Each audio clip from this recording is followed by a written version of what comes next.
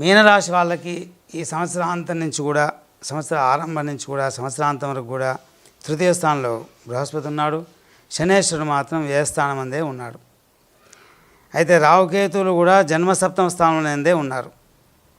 ఇది కూడా అంత అనుకూలమైన పరిస్థితి లేదు ఈ మీనరాశి వాళ్ళకు కూడా. వీళ్ళు చాలా జాగ్రత్తగా వ్యవహరించడం మంచిది. తర్వాత ఈ రాశివారు ముఖ్యంగా తృతీయ స్థానంలో బృహస్పతి అంత ఫలితాన్ని అనుకూలం ఉండదు.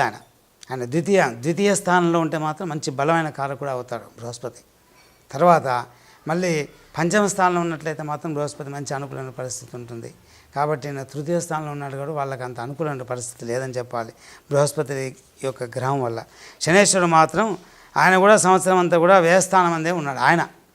ఆయన అనుకూలమైన పరిస్థితులు, ఆయన ఖర్చుకు కారకుడే ఉన్నాడు, ఖర్చు చేయించేటువంటి వాడే ఉన్నాడు శనేశ్వరుడు కూడా. అందువల్ల ఆయనకు కూడా మీరు పూజించటం, తద్వారా దానాది కార్యక్రమం చేయటం, లేదా అభిషేకించటం, లేదా ముఖ్యంగా ఏంటంటే వెంకటేశ్వర స్వామిని సందర్శించినట్లయితే కూడా వాళ్ళకి కొంత లాభదాయకంగా ఉంటుంది ఇక అనుగ్రహం వల్ల కూడా. రావుకేతువులు మాత్రం వచ్చేసి సంవత్సరం జన్మసప్తమ స్థానంలో ఉన్నారు. వాళ్ళు కూడా జన్మంలో ఉండటం వల్ల కూడా అంత మంచిది కాదు ఆయన రావు. ఎందుకంటే రావు చెడును కోరుకునేటువంటి వాడు కదా. రావు కేతువులు ఇద్దరు కూడా శనేశ్వరుడు యొక్క ఫలితమే అన్నట్టు వీళ్ళు. అందువల్ల రావు అట్నే ఉన్నాడు. కేతు స్థానంలో కూడా శనేశ్వరుడు యొక్క స్థానం లేడు. ఆయన కూడా ఏంటి, రావుకేతులు కూడా ఈయన సంవత్సరాంతరం కూడా జన్మసప్తమ స్థానం అంటే 7వ స్థానం. ఆయన కేతు 7వ స్థానం కాబట్టి ఆయన కూడా అంత బలం లేదు ఆయనకి. ఆయన ఉండేటటువంటి శని స్థానంలోనే ఉండాలి. అందువల్ల వాళ్ళకి అంత అనుకూలంగా రావుకేతులు కూడా లేరు. కాబట్టి కొంత జాగ్రత్త వ్యవహారం చేయడం మంచిది.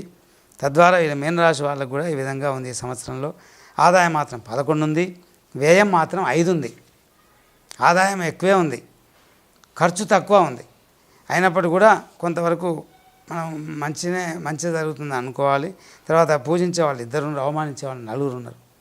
అవి ఎక్కువ స్థాయిలో ఉన్నప్పటికీ తక్కువ స్థాయిలో ఉన్నప్పటికీ మీరు ఇబ్బంది పడేది ఏం లేదు.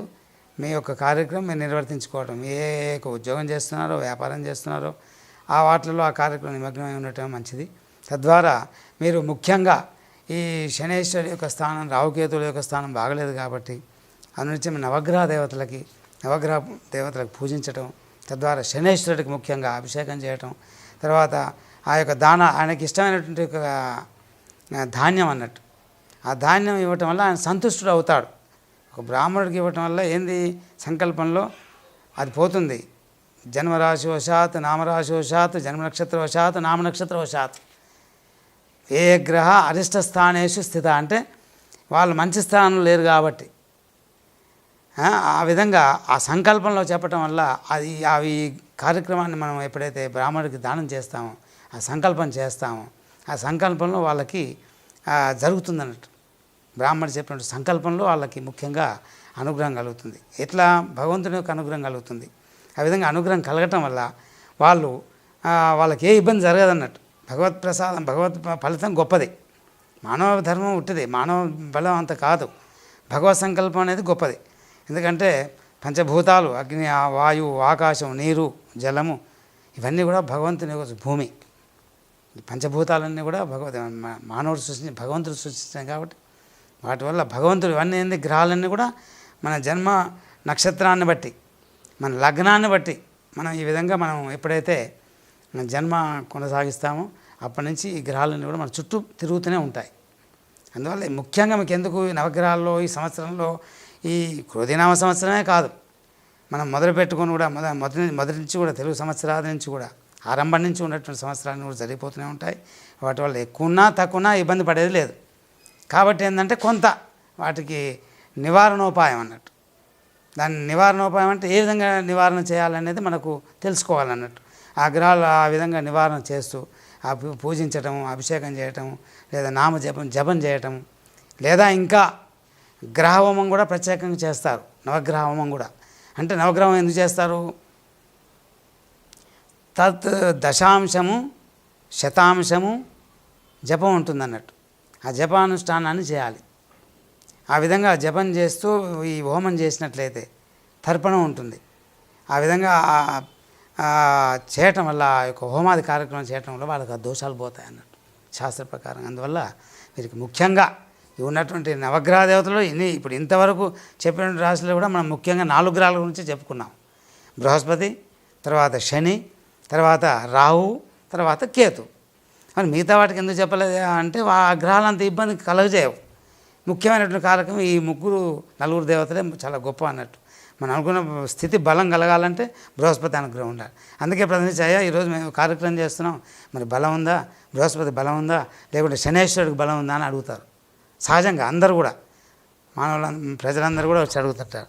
ఆ విధంగా అడిగినప్పుడు ఇది జరుగుతుంది కాబట్టి ఈ విధంగా ఇది ఆచరణ చేసినట్లయితే వాళ్ళకి ఆ యొక్క క్షేమదాయకంగా ఉంటుందన్నట్టు. ఈ మీన రాశి వాళ్ళు ఏదైనా మీరు బాగలేనప్పటికీ కూడా మీరు భయపడేటువంటి అవసరం లేదన్నట్టు. ఈ 12 రాశుల వాళ్ళు కూడా ఈ సంవత్సరంలో మీరు బాధపడేటువంటి విషయం లేదు. ముఖ్యమైనటువంటి యొక్క గ్రహాలు బృహస్పతి, తర్వాత శనేశ్వరుడు యొక్క గ్రహం అన్నట్టు. రాహు, కేతు గ్రహాలు కూడా అంటే ఇంతమంది ఇన్ని రకాలుగా ఈ పంచాంగంలో చూసినప్పటికి కూడా ముఖ్యమైనటువంటి ఈ యొక్క గ్రహాలు మాత్రం వీళ్ళకి ఏంటంటే నివారణోపాయం. బృహస్పతికి అయితే మనం 1 కేజంబావు శనగలు దానం ఇవ్వటం, తర్వాత ఈ శనేశ్వరుడికి అయితే మాత్రం కిలంబావు నల్ల నువ్వులు దానం చేయటం, తర్వాత రాహువుకి మినుములు కూడా 1 కేజంబావు మినుములు బ్రాహ్మణుడికి దానం చేయటం, కేతువుకి ఉలువలు అంటారు ఆ గ్రహానికి. అంటే ఆ గ్రహాలకి అవి చేయటం వల్ల వాళ్ళు సంతుష్టులు అవుతాడు. ముఖ్యంగా ఏంటంటే సంకల్పంలో బ్రాహ్మణుడికి చేయటం వల్ల ఎందుకు జన్మరాశి, నామరాశి, జన్మాంశ, నామాంశ, జన్మలగ్న, నామలగ్న వశాత్ అని చెప్తాం ఆ మంత్రంలో కూడా. ఆ సంకల్పం చెప్పటం వల్ల వాళ్ళకి ఆ నివారణోపాయం అవుతుంది అన్నట్టు. అంటే ఆ దోషం పోతుందని శాస్త్రంలో. అందువల్ల ఆ సంకల్పం ఎందుకు మనం ఆ స్థితిలో లేరు కదా, బలమైనటువంటి స్థానంలో లేరు కాబట్టి రాహుకేతులు మాత్రం ఖచ్చితంగా చేసినట్లయితే వాళ్ళకి బృహస్పతికి, శనేశ్వరుడికి, రాహు గ్రహానికి, కేతు గ్రహానికి కూడా చేసినట్లయితే వాళ్ళ క్షేమదాయకం అని తెలియపరుస్తున్నాం అన్నట్టు.